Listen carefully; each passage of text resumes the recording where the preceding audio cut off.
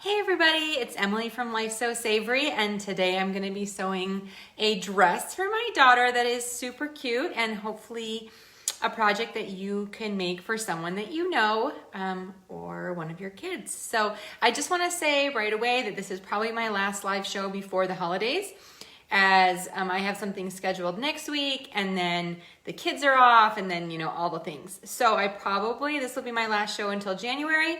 So I just want to say that for those of you that are catching the first few minutes, I will be excited to see you again in January. But today we are sewing live and I'm so excited. So I'm going to go ahead and just do a couple of edits on my video and share it to a couple places, and then we're going to go ahead and get started. So like I said, I'm going to be sewing my daughter a dress, and I'm going to be sewing the Sweet Rose dress pattern. It's so versatile, and I originally made it with flannel, but since then I've made it with knit fabric. Today we're going to make it out of sweatshirt fleece, and it's just going to be such a cozy dress. So this is the time of year when we just want all the cozy things, and what can be better than a dress made out of sweatshirt fleece, right? So super cozy and fun, and just what we need today. So it's kind of gray and dreary, and I'm just noticing now that my hands are kind of chilly. So one of those days I need to be doing something more with my hands to keep them toasty. Sometimes when I'm just typing or doing things like that, I think my hands get chilly. So, okay. So I am gonna go ahead and edit this. Did you see my fun project I shared yesterday with gift tags, fabric gift tags that are reusable? And I love that one because I've made lots of fabric gift tags over the years, but never reusable. And if you're putting in all the effort to make a fabric gift tag, which by the way, I think are perfect to stick on a store-bought gift. So you've added a little handmade touch to something that you totally just bought. But I think that's a great mix of putting things together. So anyway, that is what I like to do. But so I shared that yesterday. So I figured out if you just put a layer of vinyl, clear vinyl, and then you can stick on there like your to and from out of craft vinyl, and then a marker will write on there, and then it can wipe right off. So anyway, so excited about that. You can check out that tutorial from yesterday on lifesewsavory.com. It's super easy. And if you want to see what we're sewing today, I have the link to the free pattern in the description of this video, so you can check it out. And it's so fun. So anyway, I am glad you guys are here. We are sewing today, and I am excited about it. So that is what we are doing. I still can't figure out, like when I try to share, there's no button. So weird. Okay. Anyway, so let's talk about what I have cut out and what we have going on. So I only had 1 yard of this really pretty sweatshirt fleece, and then I had some scraps of another one that we're going to be adding together. But I had this really fun tie-dye. Isn't this amazing? So pretty. So I only had 1 yard of this, which is not quite enough to get the Sweet Rose dress. And I was gonna make the Schools Out dress, which is for woven fabrics as well. So sweatshirt fleece does not really stretch, like maybe the teeniest bit. So you want to make sure that you are using a pattern that doesn't require stretch, right? So I'm looking for one of my patterns that was for woven fabrics. So the Schools Out dress is also for woven fabrics, but I realized today why I haven't sewn it in a while, and that's because it only went up to size 5, and now my daughter wears like a size 8. So I might have to make that pattern bigger because it's such a cute dress and it is for woven fabrics. So that would make a fun one to do. Okay. Oh, Jennifer, no, I think I got it from some Sincerely Riley fabrics online. I hardly shop at all in person. For fabric, maybe a little bit at Hobby Lobby if I'm there for something else and something catches my eye, but usually, no. I don't. But you can order it too. I don't know if she still has this exact one, but she totally has really fun tie-dye prints a lot of the time. So I was able to cut out the skirt. This is the skirt. It's just one width of fabric, okay? One width of fabric, 22 inches long, which the pattern does not have a skirt piece, but it tells you width of fabric and it tells you the height to cut it for the size that you're making. And then I was able to cut one front and back with this pretty fabric. Now the problem is I didn't have enough for the sleeves because the skirt takes so much fabric. So I found this blue kind of tie-dye, kind of variegated, and I think it actually matches really well. So I've cut sleeves out of this. So hopefully it looks okay. And then I'm going to fully line the bodice today and show you how to do that. So the original pattern has a facing around the neckline, and then the back is finished where you put the buttons or snaps or whatever you want to put by folding over. But because I'm not worried about making this, I want this to be super cozy and warm, we're gonna add a fully lined top, and I did cut that out of this other fabric as well, okay? So that is what we're sewing. The other last little thing you need is some elastic for the ends of the sleeve if you're gonna put the elastic version in, which I think looks really cute to have an elastic little gathered cuff around there. So are we ready to sew? I am. I'm going to first work on the lined bodice and show you how to turn one that's not lined into a fully lined top. So let's move over here by the sewing stuff. I'm gonna actually unplug my computer so I don't get caught up in the threads. Okay, here we are. So this is another project that we are going to do a lot of it on the serger, and let's see. We're gonna do a lot of it on the serger, and I love doing that because it's easy and quick. But if you don't have a serger, you can definitely use this on a regular sewing machine as well. Just make sure you're using an appropriate stitch to finish the edges, but not hard. Actually, let me see if I can move this back. I do still have my serger course online, yes. So it is, if you go on my site and search, well, I think it's on the top, it says like courses, or it's in the shop too, so either one. Okay, so we are going to start by sewing both the inside and the out together at the shoulder seams. I know, the back of it is so fleecy and cozy. I feel like I want a shirt out of this, but I don't have enough for two of us to get something. And I do have a lot of sweaters and sweatshirts, so I suppose I can make something for Rose. All right, so I'm pinning the shoulders, and then the original pattern has folding over both sides of this top. But actually what I'm gonna do when I put this together is, because I'm gonna sew it lined and then turn it right side out, we will actually trim off one side so I don't have the bulk of folding it over, and then then we will just have one side trimmed off and it will overlap, and that's where we'll put our placket. So 2 layers of sweatshirt fleece is certainly enough to be able to put your buttons or snaps through, where if you're making this out of flannel, you want to be able to turn that over so you have some more layers of fabric to make sure that it's secure enough. So depending on what fabric you're using, you might want to adjust that back placket a little bit as well.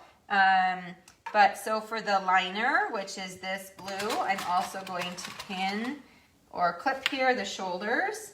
So right sides together, making sure that I'm aligning that back center and sewing the sides together correctly. And then we're going to go ahead and sew the shoulders on both of these pieces together.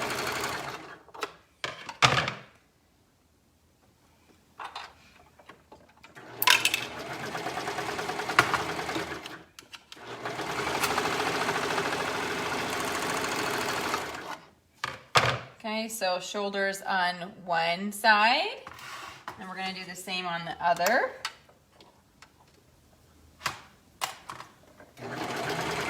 Now, this is not going to be fully lined in the fact that it looks beautiful on the inside. You will see some seams because, like when I sew the sleeves on, I just sew it to both layers of fabric. I don't actually like sandwich it between the layers. So you can make a fully lined bodice where actually the inside doesn't even have any seams and, you know, is perfection, but that is not what I'm doing. I'm just lining it so that I'm finishing the neckline and giving a little bit more warmth on the inside.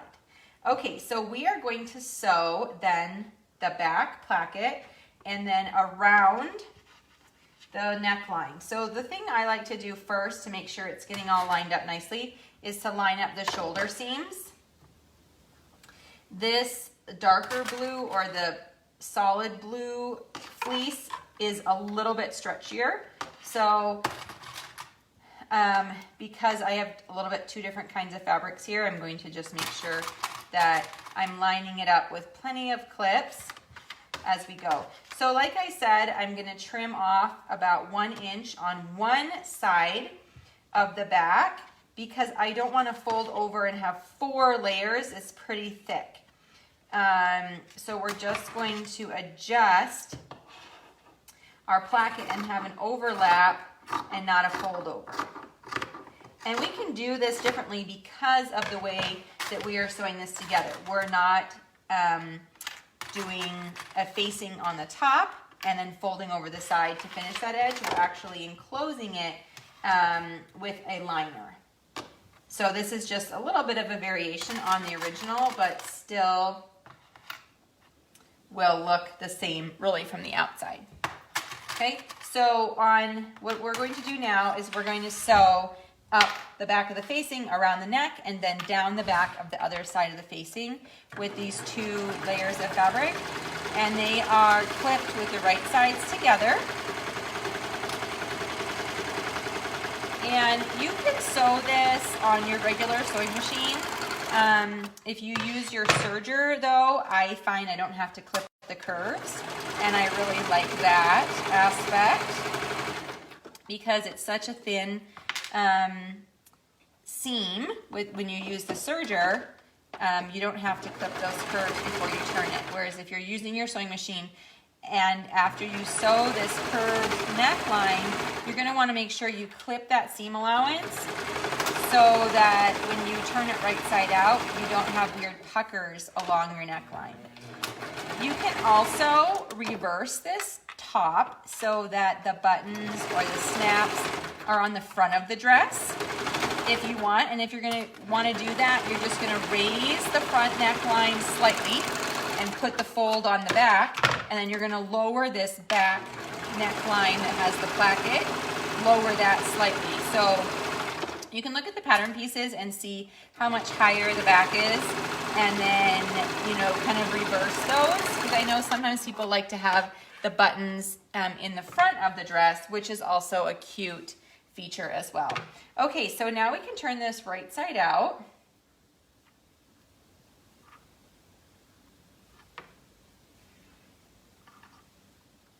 And you have a couple of options here. You can top stitch along the edge of your neckline. You can just press it.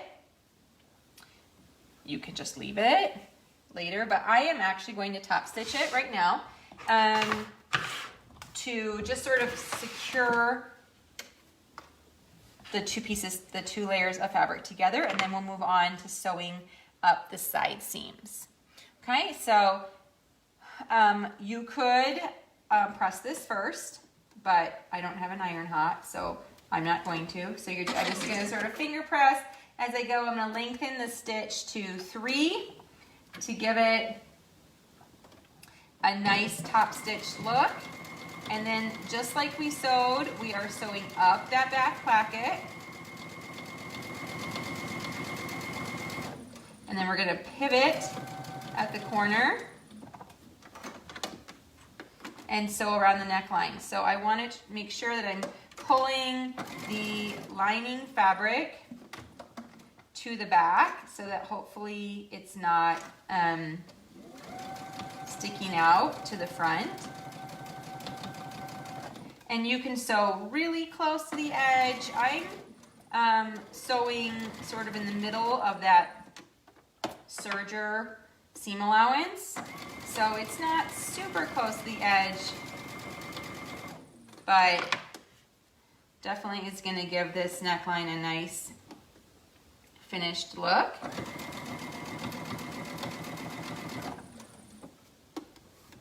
And then we'll just help keep everything in place as we continue to move forward with the other steps of this dress. So again, the original is on my site that you might see if you click through. That one is sewn in flannel, and this is a lovely dress to sew in flannel because it just is so cute and cozy. But we're sewing it today in sweatshirt fleece to make a fun winter dress. It really does need a fabric that doesn't have a lot of stretch. If you have a really drapey knit fabric, it's not going to look great because it is too big and the structure of it is not designed for knit fabric. It's just not going to look probably the way you want it to. So this sweatshirt fleece is perfect because it is also not very stretchy.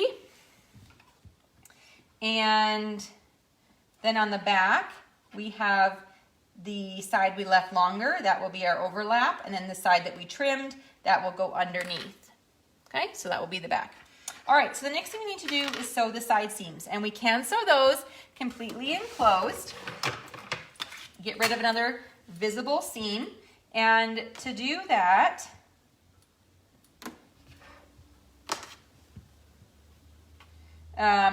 we are going to place the right sides together and sew that, and then you're going to do the same with the lining. I probably could just do it all at once.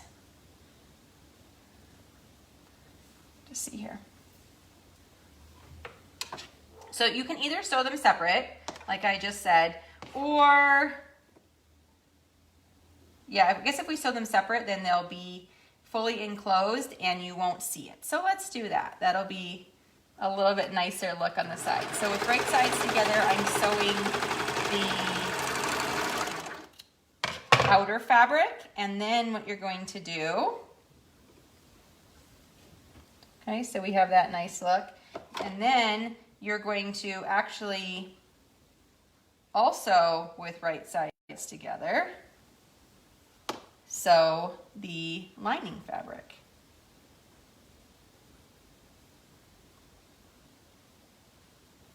I feel like I've done this differently, but it must have been on a different shirt where it's sewed up.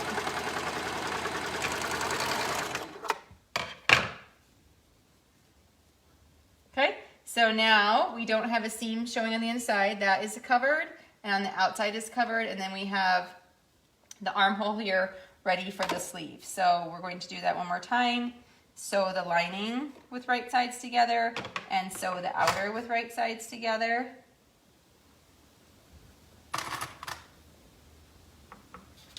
You guys know sometimes I have to like verbally process what I'm doing, and if it's been a while since I've done something a certain way, then, or I don't know, sometimes things look differently on different projects.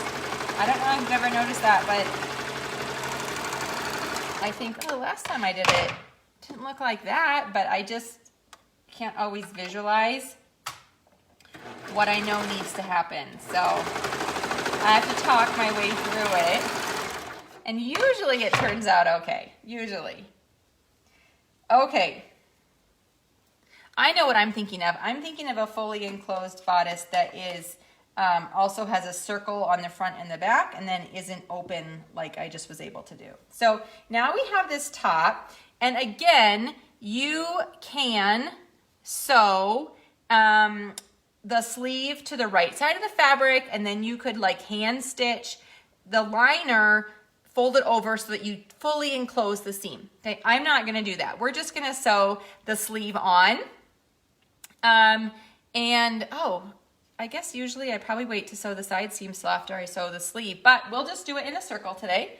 We can adapt. I just want to make sure that I mark. Let's see, I'm going to put the pin the front of the sleeve. And then we'll put the clip on this one at the front of the sleeve. Okay, so we need to sew the under of the sleeve. Okay, so we're going to sew along there to make this sleeve into a circle. And this is really cute when you finish the edge, the bottom with elastic, so we'll be doing that as well.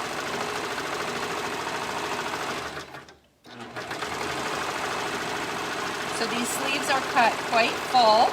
You're either going to need to put a tight cuff on them, or I guess if you wanted to have looser, I have seen people make a version of this and their child just really wanted that loose sleeve, and then you have to make sure it's not too long or it's just going to drape over your hand. But if you want to tighten it, you could tighten it with a tight cuff, or I'm going to show you how to put the elastic in.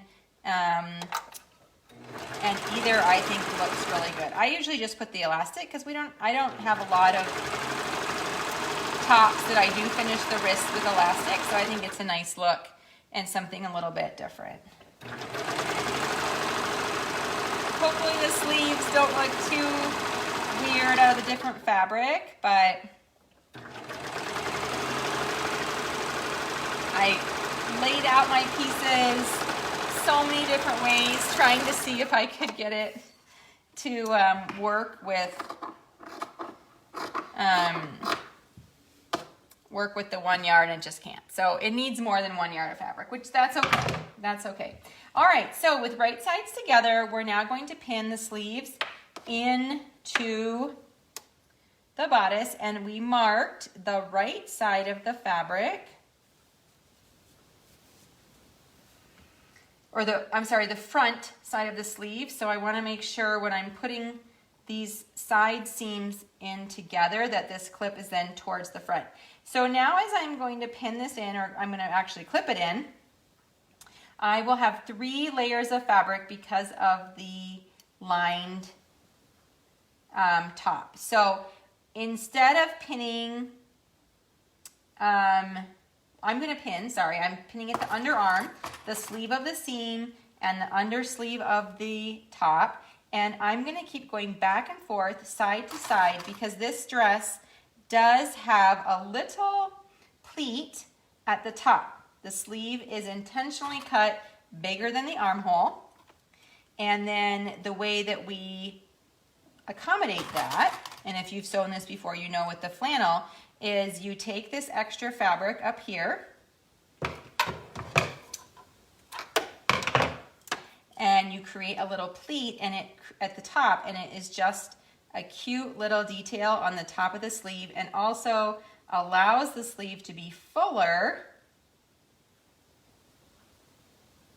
and is really special. Okay, so I am just going to clip on either side that little pleat, and then make sure you pleat, if you're pleating to the outside or inside, make sure you do it the same on both sides. It doesn't really matter, and looks super cute each way. So you can see how I've just put that on the top right by the shoulder seam.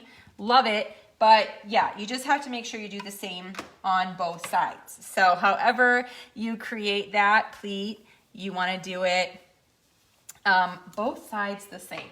All right, so I'm going to go ahead and pin in that other sleeve. And okay.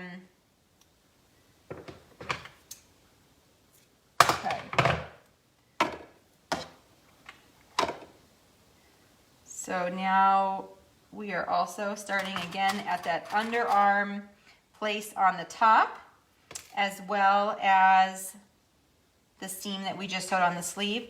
And I'm working my way up, going side to side on either side of the sleeve and the top, and then clipping every couple inches, and also making sure I have the 3 layers of fabric lined up. So like I said before, the solid blue fabric, well, it's not really solid, the solid blue tie-dye fabric is a little bit stretchier. So the sweatshirt fleece is not stretchy at all, but I just want to make sure this all stays lined up, because when one fabric is stretchier than the other, it's really easy to stretch that out if you're not really paying attention, and I don't want to stretch it out. Okay. Okay, so now I'm going to do the pleat again at that shoulder seam on the top. Try to create it the same way that I did last time.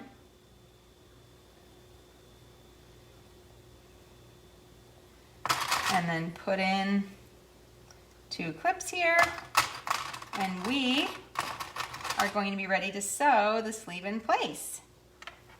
And again, just double check that your shoulder pleat looks the same on the other side.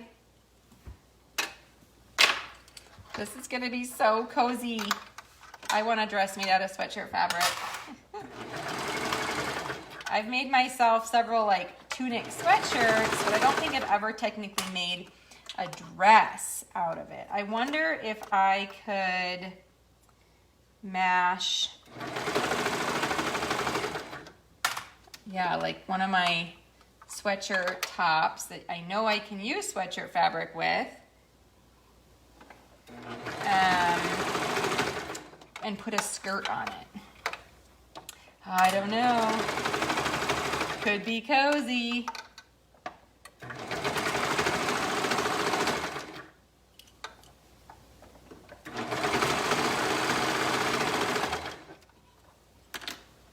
See, I usually do not put in sleeves in a circle like this, as I'm doing right now, because I would rather, especially on little kids' clothes where their arm is not very big, I do like putting it in where I don't have to fight with the circle. So there's one of the sleeves in. I think the fabric looks okay. And there's the top, okay, we were talking about, and you just want to make sure you did catch both layers. And again, on the inside, you do have your serger seam, or you would have your zigzag or your straight stitch, but I don't mind a seam showing on the inside of my clothes. I'm never trying to finish it. I know some people want the insides to look as beautiful as the outside, but I have never had that goal. So there's not too much perfectionism in me that would inspire me to take the extra time to do that. But I do know that some people take great pride in that, and that makes me happy for you if you want to do that. Okay, so now I'm at the top again, and I want to make sure that I keep that pleat in the top of my fabric, and it is kind of a chunk of fabric going over the pleated part, so make sure, you know, with your serger that you're just sewing careful. But I love this one. It just seems to sew through everything and anything. I do occasionally break needles when I'm sewing too fast through too thick of fabric, but hardly ever. Okay, so now we have the top finished, and it is looking so cute. Actually, we don't have it finished because we had to do the sleeves. Okay, so let's put elastic in the sleeves before we move on to the bottom.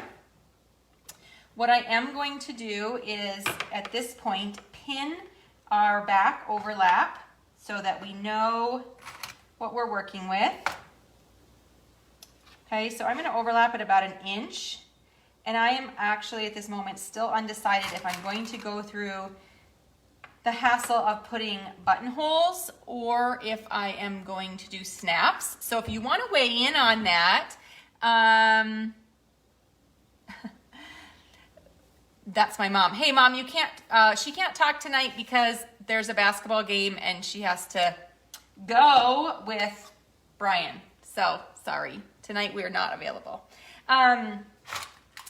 What was I gonna say? Okay, so we have our back, and if you wanna vote on snaps or buttons, I'm leaning towards buttons, just because with this fabric I really don't want the snaps to pull out, but I do love how easy snaps are, so we'll see. Okay, I've pre-cut my 2 pieces of elastic. So I want to make sure that I create a casing that is big enough for the elastic to go through. Usually I use 1/4 inch, but I didn't have any on hand. So this is more like 1/2 inch. And you can first, if you would like, finish the edge of the fabric. But since this is knit, and I know it's not really gonna fray, not even knit, more like a fleece, I am just going to fold it over and sew around on the edge. I'm not using a knit stitch, I'm just using a straight stitch because this is a large opening, much larger than anyone's hand would be going through here, so I'm not worried about this getting stretched out. I'm simply folding it over and sewing around, and then you also want to make sure that you leave an opening to be able to thread the elastic through. Okay, so we have the casing, and then I have my opening. You can see my finger here through that. And then we're going to do the same thing on the other side. I'm leaving the opening around that underarm sleeve, or the sleeve seam, underarm seam, because then you won't see where I've kind of started and stopped. And then when I close the hole and add a bit more stitching, it just helps to cover that up.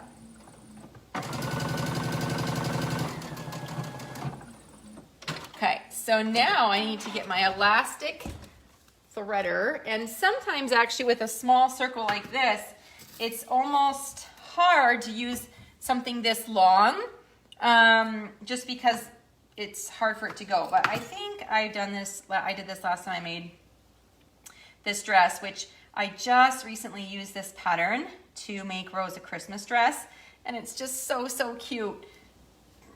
Years ago, I had bought a fabric that I thought was knit, and I thought was going to make beautiful Christmas pajamas. It's kind of a red, you know, Norwegian-ish Christmas vibe, Swedish. But when I got the fabric, even though it said knit, of course, this is one of the downfalls of ordering online, it has no stretch. So I have been slowly using it for things that didn't need stretch.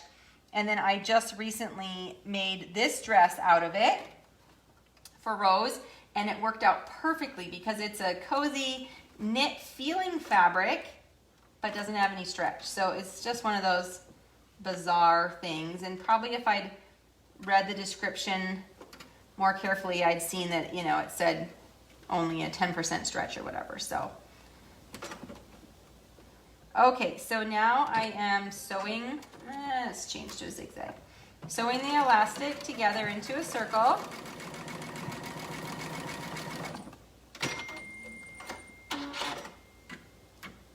And then we're going to pull it inside. And you have your cute little elastic end on the sleeve. And then what we need to do is close the opening where I threaded the elastic through. So I have to put that in there. You want to make sure that you backstitch as well. And then pull the gathers straight while you stitch so that you don't have puckers. The other thing I'm going to do is I'm going to pivot my needle after I've sewn that. And on that underarm seam, I'm going to sew up and down across the elastic, and that will help keep it from twisting, okay? Let's see, where's my scissors? So then you can trim your threads, and we have one cute bottom of the sleeve finished. All right, so let's do the same with the other one. We already have the casing sewn. We can just go ahead and thread the elastic through. I don't know if you saw on the other one, but because this elastic is really pretty short, after I had pulled it a couple of times, then I did go ahead and pin that end so that as I'm continuing to pull this elastic around, I don't accidentally pull it through. That also helps to keep it flat so that I know when I come back out that I can sew these ends together and they're not twisted. Hopefully. Hopefully I didn't twist it.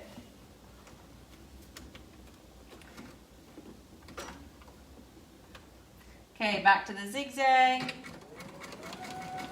Back and forth a couple times on the elastic. Pull it inside.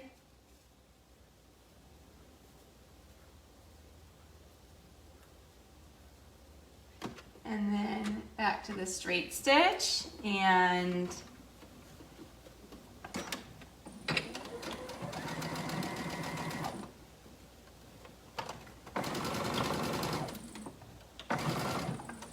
then again a pivot, sew up across the elastic.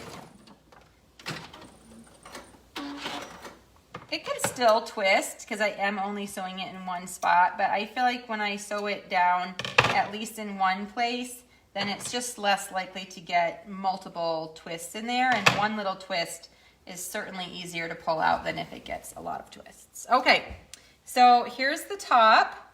Cute sleeves, cute little top, looking fabulous. You can see how the back is just a little bit higher than the front on that. And now we have the skirt. So this is pretty easy to put together. I was debating not hemming this sweatshirt fleece, so I probably will not hem it and put it on rows and see what I think about the length. And then if it looks too long, I might end up hemming it. But I just thought, it might just kind of be nice to have that light bottom on there and not have a heavy hem of sweatshirt fabric, but we'll see if I change my mind when it's all done. So I'm, for now, not going to hem it. I'm just gonna sew the two selvage edges together. Sew the skirt, or sew the skirt into a circle.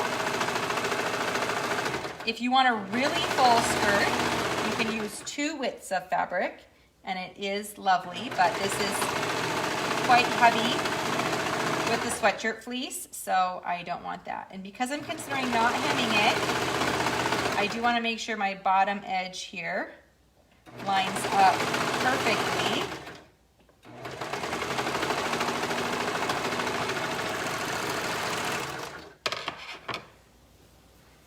Okay, so there's the bottom edge, and we're just going to finish this serger seam so that in case I decide not to hem it, it'll be all ready to go. If I do decide to hem it, no worries. You can just hem it. No harm done. So we're going to pull that through, trim the edge, and now we have a nice bottom that maybe could be okay if we just left it like that. So we're going to say that the top is up here. And now we have to gather this piece of fabric, right, to match the circumference of this. So we're gonna run 2. I do like to use my serger for gathering, but it works much better with lighter fabrics, and this is obviously a pretty heavy fabric since we're using sweatshirt fleece. Also, because it's sweatshirt fleece, it is much more likely to break the threads while I'm gathering. So I'm actually gonna run 2 gathering stitches, which some of you maybe have never seen me do that. It's probably the most proper way, 2 or 3 actually, sometimes people will do 3 lines of gathering stitches around the top of the skirt so that we can have those threads to pull and gather nicely. And 2 is great because if I only do 1 and I pull it too hard and I break it, then I ruin the whole thing and I have to resew it. But if I do 2, 1, it gives it a little bit more stability when I'm pulling those threads, and 2, if one does break and the other does not, then I still don't have to start all the way over. So we're gonna do that. We're gonna sew 2 gathering lines, and what I mean by a gathering stitch is that it's a straight stitch and I have lengthened it as far as it can go. So for me, that's a 5mm long stitch, but you wanna set your stitch length for the longest that you can. And I'm starting and stopping on this back seam. And I'm not going to use my automatic thread cutter because that just leaves, like, you know, tiny little ends, and I actually want some threads here to work with. So then we're going to sew a second line of stitching. You want to make sure that it is, oh, check and rethread. Oh, I thought it was going to say my bobbin thread was empty and I was going to be upset that I thought I had checked that. But just the thread, undone.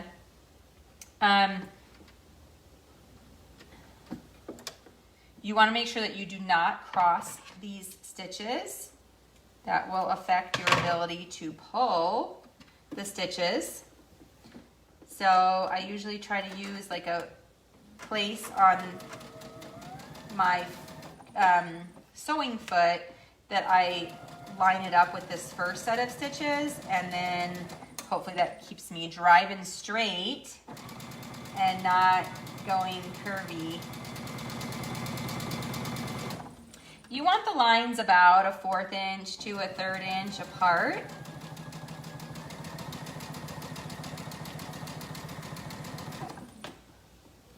Without crossing. Close without crossing.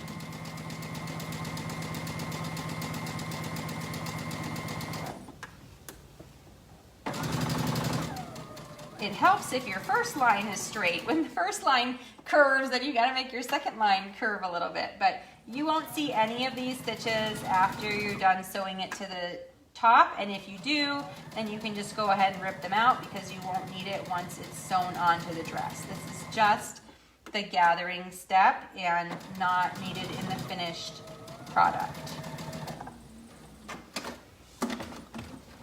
Okay, so again, I'm gonna pull that out. All right, so now I want to grab my bobbin stitches, the bobbin, and I can tell actually I have like tan fabric in the bobbin or tan thread, so that's making it easier. So I'm gonna grab those together and start to pull and slide the fabric along the stitches to gather it up. So usually you can pull a couple inches, then you have to slide the gathers down, and then pull a couple inches and slide the gathers down. So we have to keep them moving around the circle so that we can create even gathers. And then I'm trying to hold on to those threads as I move these so that it doesn't come back off, because it can ungather as easily as it can gather. And I will usually gather about half from one side, and then I'll turn my fabric and gather half from the other side, just so I'm not moving these gathers all the way around. I'm only moving them halfway around and then coming from the other direction.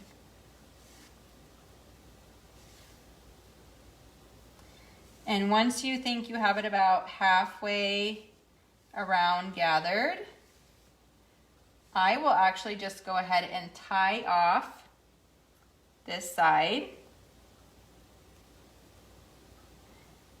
And then I will finish from the other side. So you should have 2 bobbin threads and 2 top threads that you're tying off. The bobbin threads have gotten pretty long because we've pulled them out. So I'm just going to move this a little bit more to even it out. Then we're going to pull from the other side, and then we will line it up with the top and see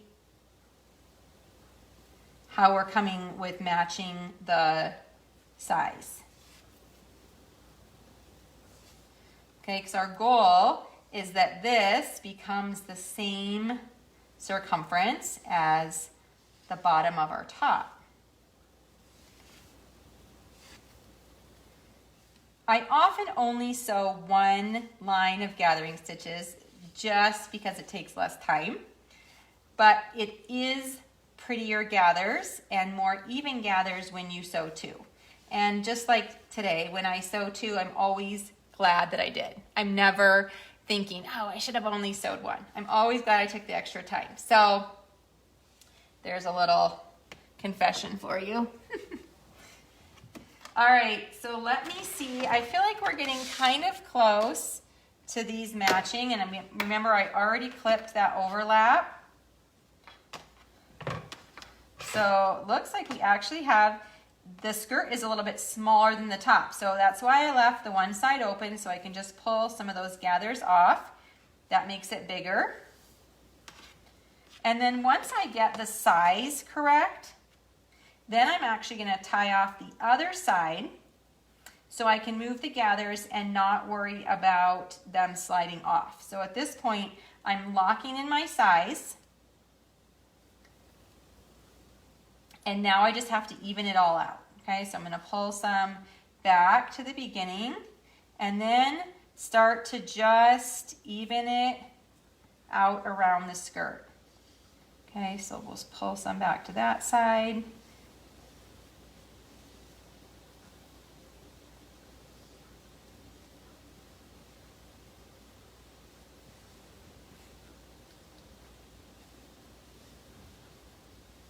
And the more even your gathers, obviously the nicer the skirt looks, but I don't usually spend forever agonizing over trying to get it perfect, but we do want to make sure that it's done well. So now with right sides together, we are going to pin these two layers together. And I have, see these long threads? That's from the gathering that I pulled. So I'm going to start with my overlapped piece and I'm going to place it on that back seam. Try to pull these out of the way. And then I'll just take this clip off and reuse it. So I haven't found that I needed the skirt, the placket to extend onto the skirt. It's fine to get this on and off if the placket ends at the top of the skirt. But if you are finding that you can't get in and out of this, then you can extend the placket down onto the skirt by not sewing all the way to the top when you're connecting that back and then folding it over down there. Okay, so I'm working my way around from that back where I clipped it. And in order to keep the gathers nice, I am going to clip every couple of inches. And I have the 3 layers of fabric because I have both the outer of the top and the lining of the top. We have the 3 layers. And now I have to try and stick this skirt down in here so that I continue to put the right sides together.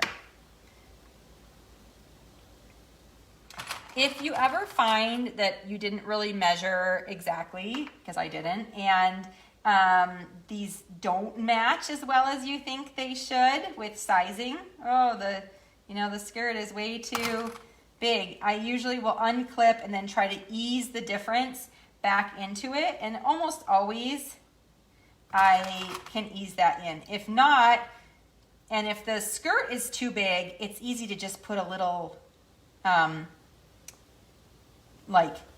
force the gathers a little bit more to make it smaller. Or put like a tuck along the back or a side seam. I've done that to hide extra skirt fabric. You can't really hide extra top fabric so well, so that's where you just have to kind of ease that in as much as you can. And obviously the stretchier the fabric, the easier that is to do. But even with woven fabric, over the course of a whole circle like this, you can usually ease in an inch or so. Okay, so now we have this pinned like this. And I'm going to sew it, and then we'll be able to reveal what we have finished so far. And then you can tell me, have you guys been telling me snaps or buttons? I'm sorry, I haven't really been watching. I've been too busy talking and sewing, but I'm leaning towards buttons on this, but I haven't made a full decision, and I probably won't sew those live. Okay, now I do like to sew with the gathers facing me. Okay, so right now I'm looking at the gathers, and there's a couple reasons for that. One, I like to be able to see that I'm trimming off enough fabric so that I'm cutting off and going over the gathering stitches. Okay, I don't want those to be still seen. And then the second thing is I find sometimes if the gathers are underneath, then I don't notice if they sort of get overlapped or not flat. And you want to sew the gathers as flat as possible so they hang as flat as possible. Okay, I see you guys are voting buttons. So we'll take a quick look at what I have for buttons after I show you this, before I sign off. And then again, if I don't end up covering all of my gathering stitches, then I will just take my little seam ripper and rip out any stitches that you can see, because we don't want to see that. So here's my overlap placket, which is going to be the thickest part of the whole thing to sew when I get around to that.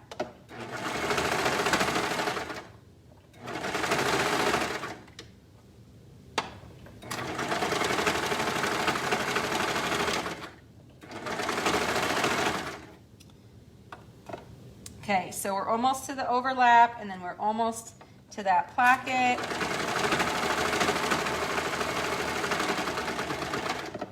Go through. Uh-oh. It's one of the fabrics got on top of the blade, so it wasn't being trimmed.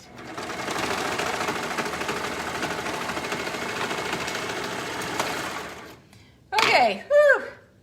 So then I do a quick check on this layer to make sure I caught all of it. Then I'm going to open it up and do a quick check on this layer to make sure that I have not left any weird holes. But this is so soft and so cute, and I think the arms look just fine. Okay, so let's take a step back here so I can hold this up and show you. So cute, right?